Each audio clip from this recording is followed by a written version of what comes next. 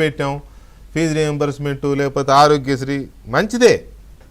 కానీ నాకు బాగా గుర్తుంది, అప్పుడు మీరు ఎమ్మెల్యే ఉన్నారు, ఈ పెట్టినప్పుడు ఈ చూడడానికి బాగానే ఉన్నాయి, పేద ప్రజల కోసం ఏం చేసినా మంచిదే, కానీ ఎగ్జిస్టింగ్ సిస్టమ్స్ని ఇవి నాశనం చేస్తాయని అప్పట్లో మాట్లాడేవాళ్ళు అందరూ. ఇప్పుడు అదే కనపడుతుంది. ఉన్న హాస్పిటల్లో పనిచేయవు గవర్నమెంట్ హాస్పిటల్స్, ప్రైవేట్ హాస్పిటల్కి డబ్బులు ఇవ్వక వాళ్ళు స్ట్రైక్ అంటారు. అదే అయింది కదా చివరికి. వెంకటకృష్ణ గారు సార్, మేము ఆ రోజు అంటే ఆరోగ్యశ్రీ ఇంట్రడ్యూస్ చేసినప్పుడు, రాజశేఖర రెడ్డి గారు చేసినప్పుడు నేను కూడా శాసనసభ్యుడిగా ఉన్నానండి. అవునవును. ప్రధానంగా మేము చెప్పింది ఏమిటంటే, జనరల్ హాస్పిటల్స్ ఉన్నాయి, మనకు ఏరియా హాస్పిటల్స్ ఉన్నాయి, ఎక్స్పీరియన్స్డ్ డాక్టర్స్ ఉన్నారు, కొంత ఇన్ఫ్రాస్ట్రక్చర్ ఆల్రెడీ క్రియేట్ చేసుకున్నాం మనం.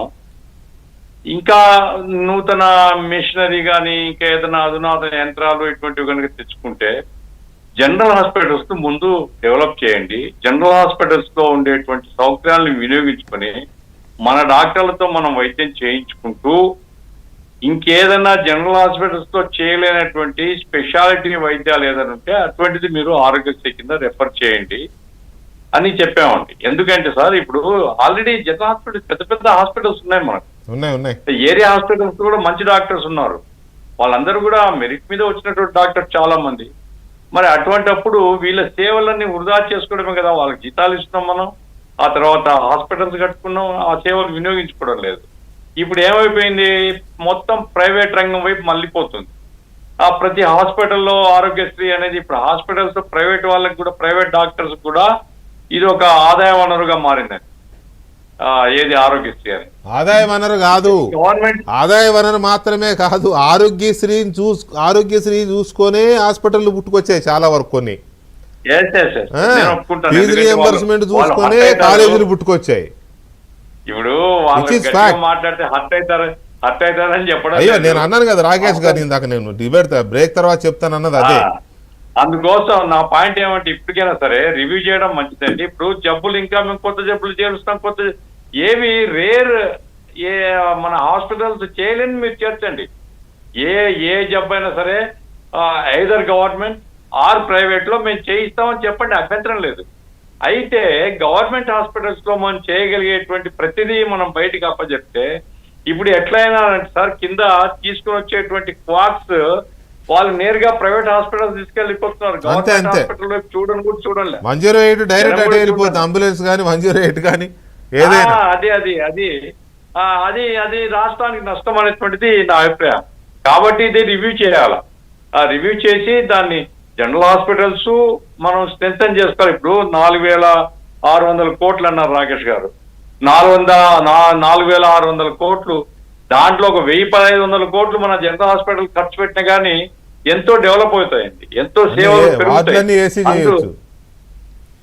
డెడికేటెడ్ డాక్టర్స్ ఉన్నారండి చాలా మంది. ఇప్పటికీ I appreciate the government doctor చాలా చోట్ల. అయితే అంత కొంతమంది పని తగ్గించుకునే వాళ్ళు ఉన్నారు, కానీ చాలా మంది డాక్టర్స్ డెడికేటెడ్ సర్వీస్ చేసే వాళ్ళు ఉన్నారు. వాళ్ళ సేవలను వాడుకునేటువంటి పద్ధతిలో గవర్నమెంట్ మరొకసారి ఆలోచించాలా. రెండవది ఏమంటే సార్, ఇప్పుడు ఫీజు రియంబర్స్మెంట్ అనేటువంటిది అది చాలా ఉపయోగపడిందండి. పేద విద్యార్థులు ఇంతమంది ఇంజనీర్లు, ఇంతమంది డాక్టర్లు మెడిసిన్ లో చదువుకోగలిగినారంటే ఫీజు రియంబర్స్మెంటే ప్రధాన కారణం.